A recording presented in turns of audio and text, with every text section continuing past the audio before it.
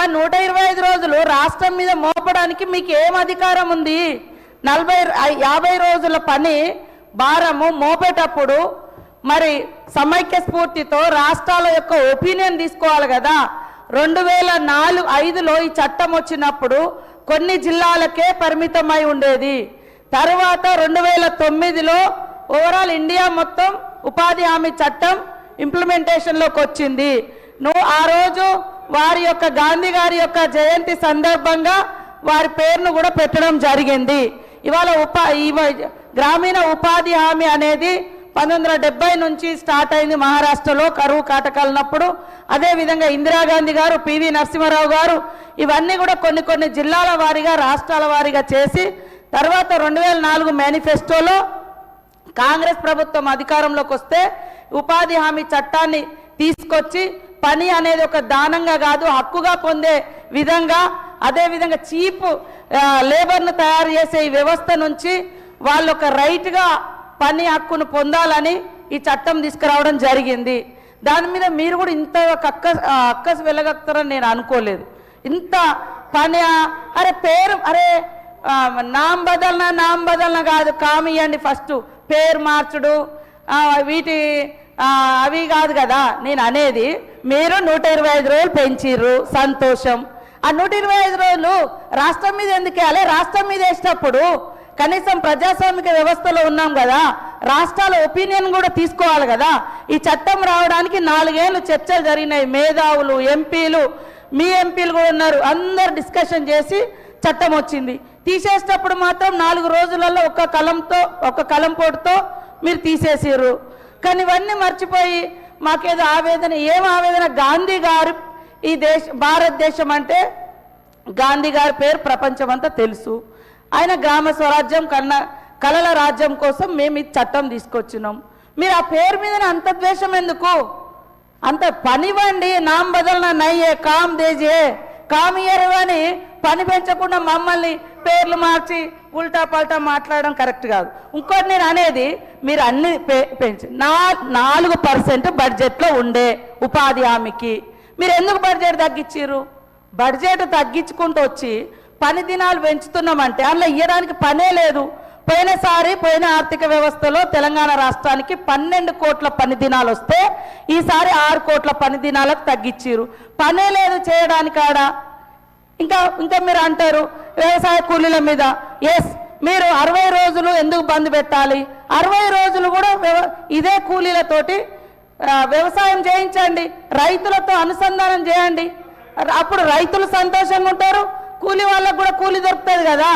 కోత పెట్టడం ఎందుకు అన్నా? మీరు చేసేదంతా ఈరోజు కార్పొరేట్ కంపెనీలకు చీప్ లేబర్ను అందించడం కోసం జరుగుతున్న కుట్ర. పేదోడికి పని దొరకకుంటే అప్పుడు నాకు ఇంత రేటు కావాలి అని అడిగే బేరం ఆడే శక్తి పోతుంది. ఎంత పని దొరికితే అంతకెళ్ళిపోతారు. అప్పుడు ఇవాళ పెద్ద ఎత్తున అటవీ ప్రాంతాలలో మైనింగ్ కోసం విధ్వంసం జరుగుతుంది. అక్కడ చీప్ లేబర్ కావాలి, కార్పొరేట్ కంపెనీలకు చీప్ లేబర్ కావాలి. అందుకనే తప్ప నువ్వు రాష్ట్రం మీద భారం మోపేటప్పుడు రాష్ట్రాల ఒపీనియన్ తీసుకోవాలి కదా. నువ్వు ఇస్తావా ఇయ్యవా నీ ఇష్టం. ఇయ్యనప్పుడు నువ్వు మా మీద భారం మోపేటప్పుడు మా అభిప్రాయాలు కూడా, రాష్ట్రం యొక్క అభిప్రాయాలు కూడా తీసుకోవాలి కదా. మీరు రుద్దే అధికారం ఎక్కడిది? అది రుద్దడం అంటే అది ప్రజాస్వామ్యానికే విఘాతం కదా. ఆర్టికల్ 47 ప్రకారం భారత రాజ్యాంగంలో పని కల్పించే హక్కు ఈ ఉపాధి హామీ యొక్క చట్టం రావడంలో ఆర్టికల్ 41 ప్రకారమే మరి ప్రతి ఒక్కరికి కూడా పని కల్పించాలనేటువంటి చట్టానికి ప్రతీకనే ఈ ఉపాధి హామీ చట్టం. కానీ దాని మీద దాడి చేస్తున్నారు. మీకు అంబేద్కర్ నచ్చాడు, మన గాంధీ గారు నచ్చారు, ఇంకెవ్వరు నచ్చారు. మీకు మీరే నచ్చుతారు ఆదాని అంబానీలు తప్ప మీకు ఏ పేదో నచ్చాడు, ఏ అడవి బిడ్డలు నచ్చారు, ఏ నిరుపేదలు నచ్చారు, ఏ నాయకుడు, ఏ మహనీయుడు నచ్చాడు. ఎవరి కోసమే మరి మీరు చేసేది? ఇదే నా పద్ధతి. ఏ మహనీయుడు కూడా నచ్చారు అయితే ఎవరు? అసలు చరిత్రను మొత్తం తిరగరాస్తున్నారు, ఉల్టా పల్టా చేసి తప్పుడు వక్రీకరణలు చేస్తున్నారు. ఈ దేశం కోసం త్యాగం చేసినటువంటి మహనీయుల మీద ఐడియాలజీ. ఇవాళ ఒక పువ్వును చిదిమేసినంత మాత్రాన వసంతాన్ని ఆపలేరు. అందుకనే ఆయన పేరు తొలగించినంత మాత్రాన, గాంధీ గారి పేరు తొలగించినంత మాత్రాన చరిత్రలో స్వతంత్రం కోసం జరిగినటువంటి పోరాటంలో ఆయన పాత్రను తొలగించలేరు. అదే విధంగా ఆయన త్యాగాన్ని, ఆయన భావజాలాన్ని మీరు తొలగించలేరు. కాబట్టి పేరులో ఎందుకంత, మరి ఆ పేరు చూస్తే మీకు ఎందుకంత భయం? ఎందుకంటే మీరు స్వతంత్ర వ్యతిరేకంగా ఉన్నారు. స్వతంత్రం చేసినటువంటి పోరాట యోధుని ఆనాడు చంపినటువంటి చరిత్ర ఆర్ఎస్ఎస్ గాడ్సేకు ఉంది కాబట్టి ఇవాళ ఆ పేరును తీసేస్తున్నారు అనేది ఈ సందర్భంగా నేను తెలియజేస్తా ఉన్నాను అధ్యక్ష.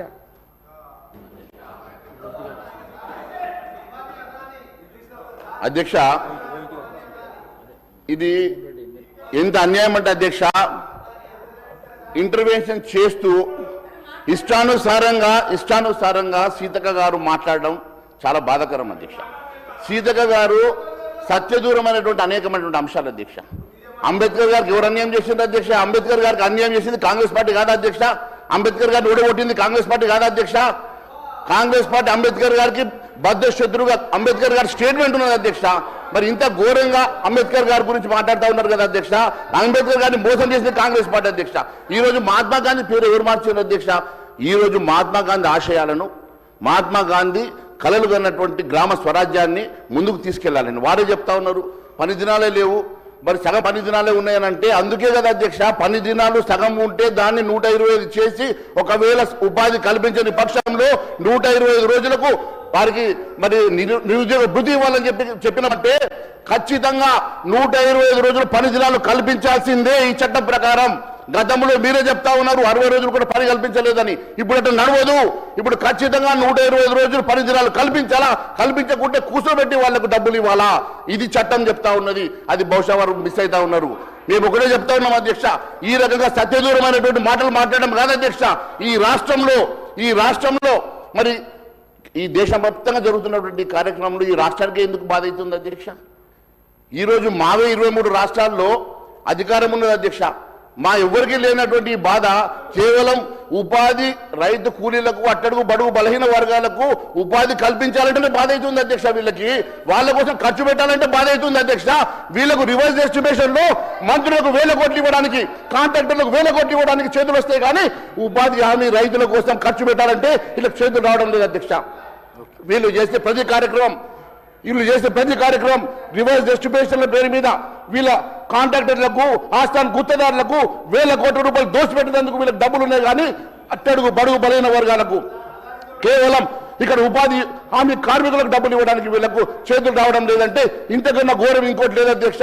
ఇది కేవలం ఈ సభను మిస్టేట్ చేసేటువంటి ప్రయత్నం చేస్తున్నటువంటి మంత్రులకు నేను దయచేసి చెప్తా ఉన్నాను, సత్యదూరమైన మాటలు మాట్లాడొద్దు.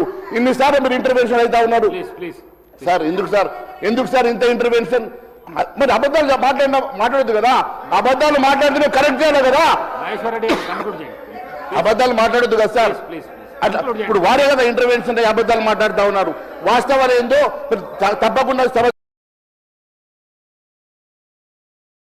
సభ ద్వారా నేను ప్రజలకు చెప్పాల్సిన అవసరం మా మీద ఉంది కాబట్టి మాట్లాడుతూ ఉన్నాం అధ్యక్ష. ధన్యవాదాలు అధ్యక్ష. శ్రీ ఎన్ఎం శ్రీనివాసరెడ్డి గారు.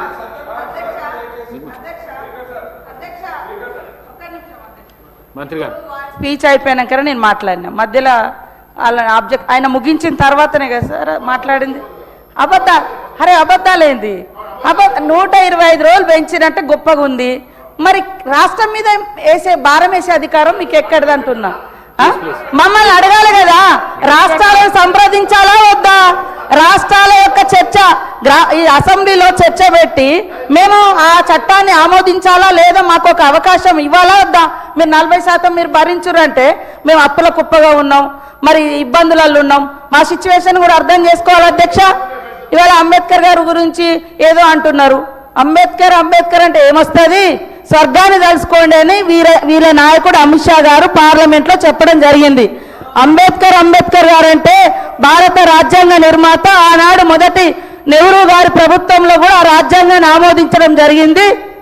ఇవాళ అంబేద్కర్ గారిని రాజ్యాంగాన్ని నమ్ముకుంటే అక్కడ స్పీకర్ లాగా ఉంటారు, ఇక్కడ సీతక్క లాగా మాలాంటి ఆదివాసీ అడవి బిడ్డల జీవితాలు ఈ రకంగా మారితే నిలువెత్తు సాక్ష్యం మేమే.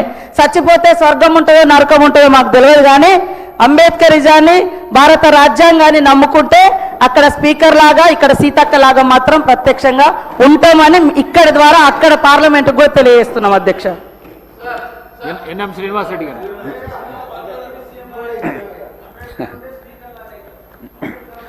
ధన్యవాదాలు అధ్యక్ష.